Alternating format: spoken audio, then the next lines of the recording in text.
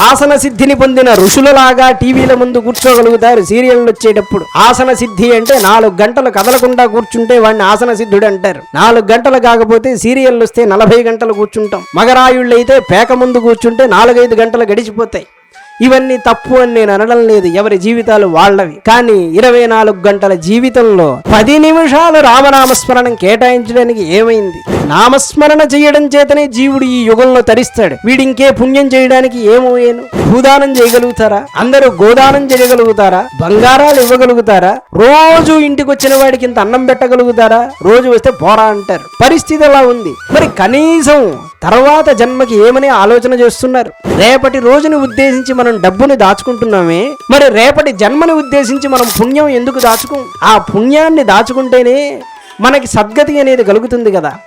పరమాచార్య స్వామి వారు ఒక చోటకి వెళ్ళినప్పుడు ఆయనకి వేలాది రూపాయలు ఇచ్చారు. ఆ రోజుల్లో ఇస్తే పరమాచార్య స్వామి వారు అన్నారు, నడిచే దేవుడు చంద్రశేఖరేంద్ర సరస్వతి స్వామి వారు చెప్పారు, భక్తులారా చాలా సంతోషం, మీరు నా దగ్గరికి వేలాది రూపాయలు తీసుకొచ్చి ఇస్తున్నారు, కానీ నేను ఒక సన్యాసిని, నా జోలలో మీరు ఒక భిక్ష వేస్తానంటే నేను అడుగుతున్నాను, మీ జీవితంలో 10 నిమిషాలు నేను గురువు గారికి ఇస్తున్నానని నాకు భిక్ష వేయండి. ఈ 10 నిమిషాలు విడువకుండా రామనామం స్మరణం చెయ్యండి, మీరు నాకు అంతకంటే ఇచ్చే గురుదక్షిణ ఏదీ లేదన్నారు.